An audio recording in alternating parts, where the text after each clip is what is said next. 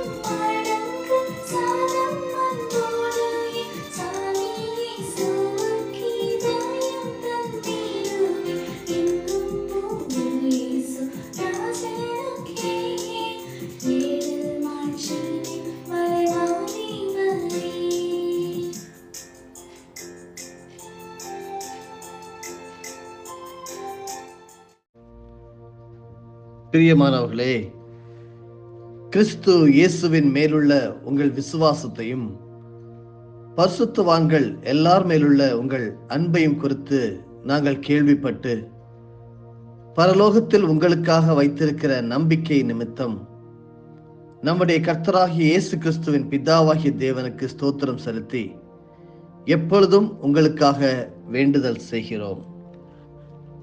தினம் ஒரு சத்திய வார்த்தை. இந்த நாளின் தியானத்தின் தலைப்பு இருளும் ஒளியும். யோவான் 8வது அதிகாரம் வசனம் 12. நான் உலகத்திற்கு ஒளியாயிருக்கிறேன், என்னை பின்பற்றுகிறவன் இருளிலே நடவாமல் ஜீவ ஒளியை அடைந்திருப்பான். படிப்போம். யோவான் 3வது அதிகாரம் முதல் 2 வசனங்கள் மற்றும் வசனங்கள் 16 முதல் 20 முடிய. யூதருக்குள்ளே அதிகாரியான நிக்கோதேமு என்னப்பட்ட பரிசேயன் ஒருவன் இருந்தான். அவன் ராக்காலத்திலே இயேசுவினிடத்தில் வந்து, ரபி, நீர் தேவனிடத்திலிருந்து வந்த போதகர் என்று அறிந்திருக்கிறோம். ஏனெனில் ஒருவனும் தன்னுடனே தேவன் இராவிட்டால் நீர் செய்கிற இப்படிப்பட்ட அற்புதங்களை செய்ய மாட்டான் என்றான். தேவன் தம்முடைய ஒரே பேரான குமாரனை விசுவாசிக்கிறவன் எவனோ அவன் கெட்டு போகாமல் நித்திய ஜீவனை அடையும்படிக்கு அவரை தந்தருளி இவ்வளவாய் உலகத்தில் அன்பு கூர்ந்தார். உலகத்தை ஆக்கினைக்குள்ளாக தீர்க்கும்படி தேவன் தம்முடைய குமாரனை உலகத்தில் அனுப்பாமல் அவராலே உலகம் ரட்சிக்கப்படுவதற்காகவே அவரை அனுப்பினார். அவரை விசுவாசிக்கிறவன் ஆக்கினைக்குள்ளாக தீர்க்கப்படான். விசுவாசியாதவனோ தேவனுடைய ஒரே பேரான குமாரனுடைய நாமத்தில் விசுவாசம் உள்ளவனாய் இராதபடியினால் அவன் ஆக்கினை தீர்ப்புக்குட்பட்டாயிற்று. ஒளியானது உலகத்திலே வந்திருக்கிறதும் மனுஷருடைய கிரியைகள் பொல்லாதகுலமாய் இருக்கிறபடியினால் அவர்கள் ஒளியை பார்க்கிலும் இருளை விரும்புகிறதே அந்த ஆக்கினை தீர்ப்புக்கு காரணமாயிருக்கிறது. பொல்லாங்கு செய்கிற எவனும் ஒளியை பகைக்கிறான், தன் கிரியைகள் கண்டிக்கப்படாதபடிக்கு ஒளியினிடத்தில் வராதிருக்கிறான். இருளும் ஒளியும். ஒரு சகோதரர் இப்படி தன்னுடைய அனுபவத்தை பகிர்ந்து கொள்கிறார். நான் நீதிமன்றத்தில் இருந்தபோது உலகத்தினால் உடைக்கப்பட்ட பல பிரச்சனைகளை பார்த்திருக்கிறேன். தாயிடமிருந்து பிரிந்த மகள், அன்பை தொலைத்துவிட்டு கசப்பை மட்டுமே பகிரும் கணவன் மனைவி, பிள்ளைகளுடன் மீண்டும் இணைய மனைவியுடன் சமரசமாக இயங்கும் கணவன். தேவனுடைய அன்பு மேம்பட அவர்களுக்கு மாற்றப்பட்ட இருதயங்களும் சுகமாகிய தழும்புகளும் தேவைப்படுகின்றன. அநேகருடைய வாழ்க்கையிலே இன்று இருக்கக்கூடிய காரியம் என்னவென்றால், மனதிலே மிகப்பெரிய பயமும் இருளும். அதைதான் அன்பான தேவன் மாற்றப்பட்ட இருதயம் வேண்டும், சுகமாகிய தழும்புகள் வேண்டும் என்று ஒளியை குறித்து பேசுகிறார். சில நேரங்களில் நம்மை சுற்றியுள்ள உலகம் இருளையும் சோர்வையும் பற்றி இருக்கும் போது நாமும் நம்பிக்கையின்மையில் வாழ்கிறோம். இயேசு அந்த முறிவிற்காகவும் வலிக்காகவும் தான் மரித்தார் என்னும் உயரிய சத்தியத்தை அந்த தருணங்களில் நம்முடைய பரிசுத்த ஆவியானவர் நமக்கு விளங்க பண்ணுகிறார் என்று பரிசுத்த வேதாகமம் யோவான் 14:17 மூலமாக சொல்லித் தருகிறது. இயேசு மனிதராய் இந்த உலகத்திற்கு வந்தபோது அவர் இருளிலே ஒளியை கொண்டு வந்தார் என்று யோவான் 1 வசனங்கள் 4-5 படித்தால் தெரியும். அவருக்குள் ஜீவன் இருந்தது, அந்த ஜீவன் மனுஷருக்கு ஒளியாயிருந்தது, அந்த ஒளி இருளிலே பிரகாசிக்கிறது, இருளானது அதை பற்றி கொள்ளவில்லை.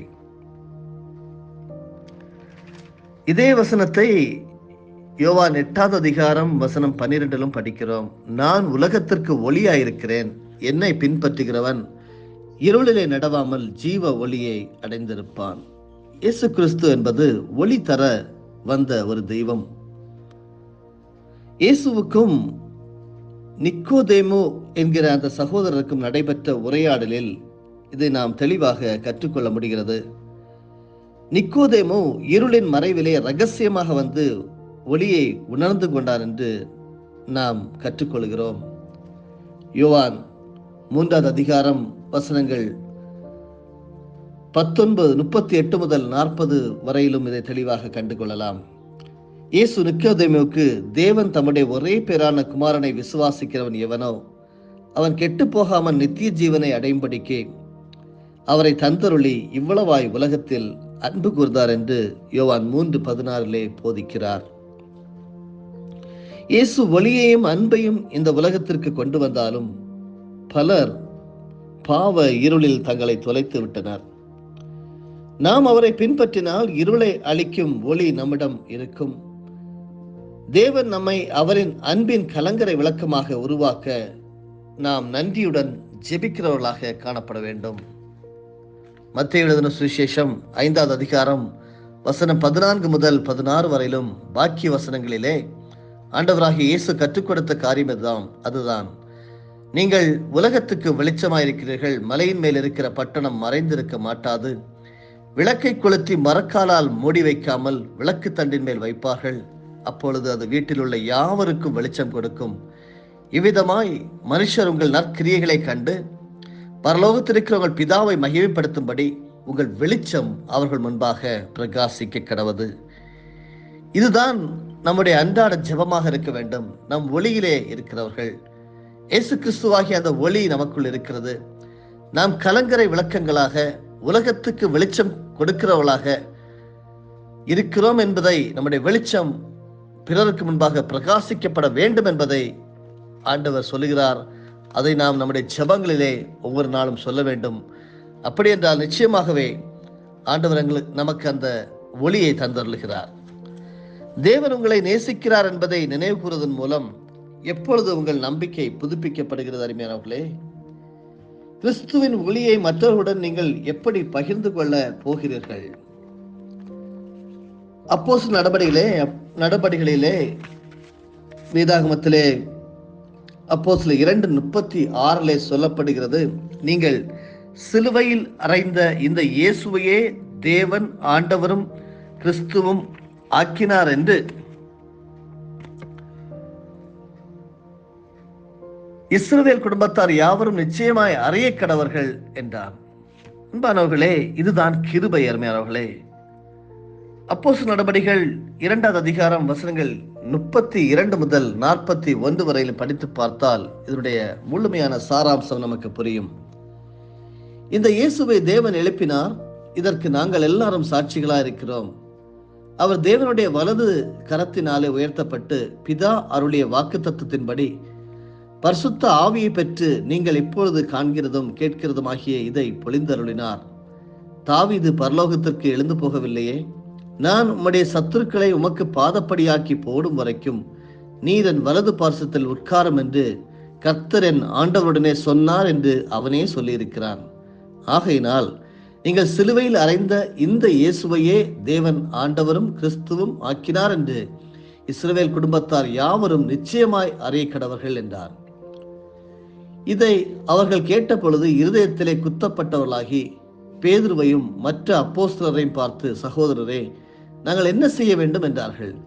பேதுரு அவர்களை நோக்கி, நீங்கள் மனம் திரும்பி ஒவ்வொருவரும் பாவ மன்னிப்புக்கென்று இயேசு கிறிஸ்துவின் நாமத்தினாலே ஞானஸ்தானம் பெற்றுக் கொள்ளுங்கள், அப்பொழுது பரிசுத்த ஆவியின் வரத்தை பெறுவீர்கள்.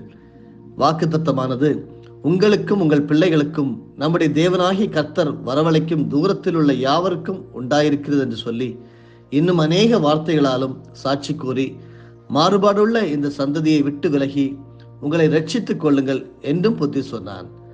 அவனுடைய வார்த்தையை சந்தோஷமாக ஏற்றுக்கொண்டவர்கள் ஞானஸ்நானம் பெற்றார்கள். அன்றைய தினம் ஏறக்குறைய 3000 பேர் சேர்த்து கொள்ளப்பட்டார்கள்.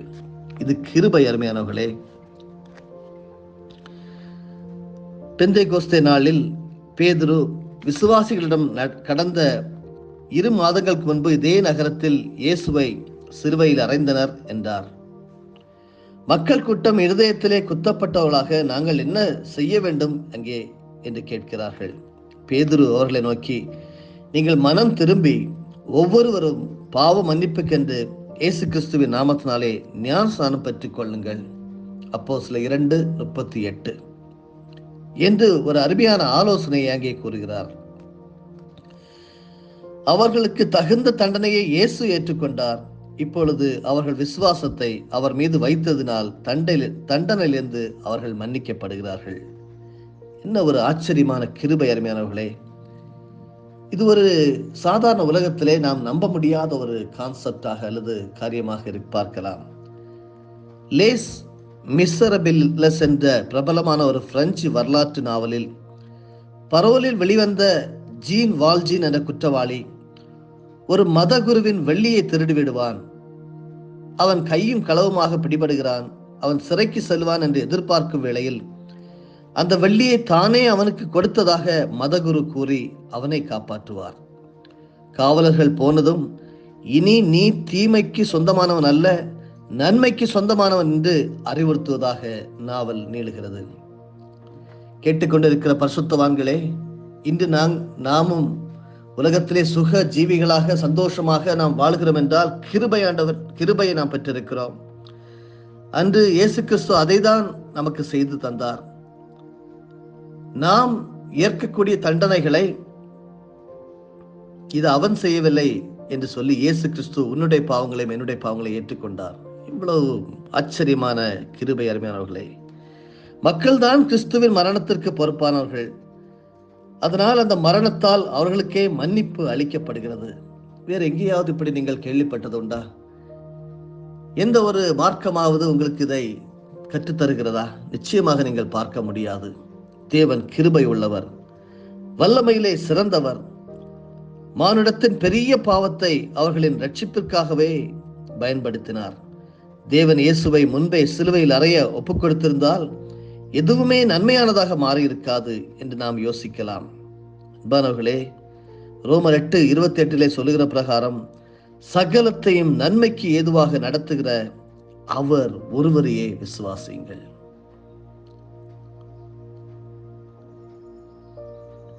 இந்த அப்போஸ்தலர் 2வது அதிகாரத்திலே சொல்லப்பட்டிருக்கிற சில ஆலோசனைகளை நாம் நிச்சயமாக வாழ்க்கையிலே ஏற்றுக்கொள்ள வேண்டும். குத்துண்டவர்களாக இருதயத்திலே அந்த மக்கள் இருந்தபோது பேதுருவையும் மற்ற அப்போஸ்தலரையும் பார்த்து, சகோதரரை, நாங்கள் என்ன செய்ய வேண்டும் என்று அவர்கள் கேட்கிறார்கள். பேதுரு அவர்களை நோக்கி, நீங்கள் மனம் திரும்ப வேண்டும், ஒவ்வொருவரும் பாவ மன்னிப்புக்கென்று இயேசு கிறிஸ்துவின் நாமத்தினாலே ஞானஸ்தானம் பெற்றுக் கொள்ள வேண்டும், அப்பொழுது பரிசுத்தாவின் வரத்தை பெற்றுக்கொள்வீர்கள் என்று சொல்லி ஒரு மிகப்பெரிய போதனையை, ஆலோசனை கொடுக்கிறார். என்ன நடந்தது? அவருடைய வார்த்தையை சந்தோஷமாக ஏற்றுக்கொண்டவர்கள் ஞானஸ்நானம் பெற்றார்கள். அன்றைய தினம் ஏறக்குறைய 3000 பேர் இயேசுவிலே சேர்த்துக் கொள்ளப்பட்டார்கள். இன்றைக்கு உங்களுடைய வாழ்க்கை எப்படி இருக்கிறது?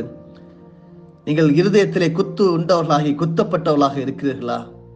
இயேசு கிறிஸ்துவை விசுவாசியுங்கள்.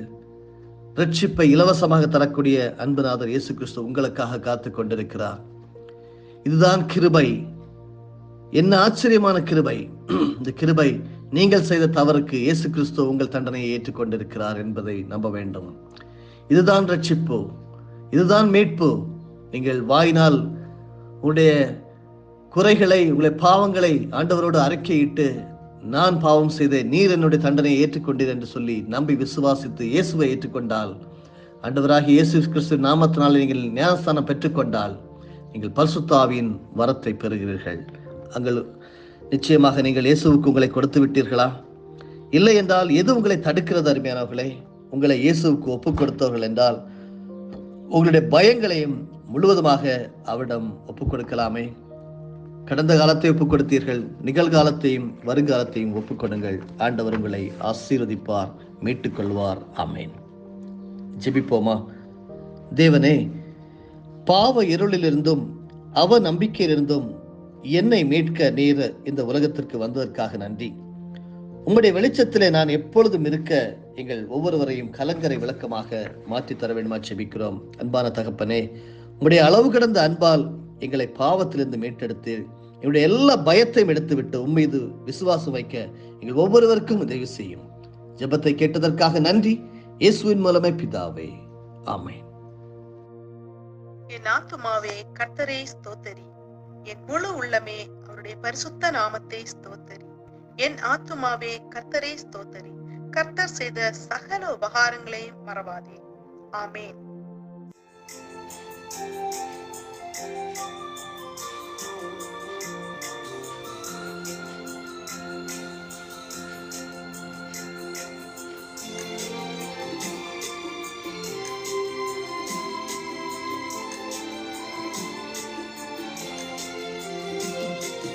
கல்வி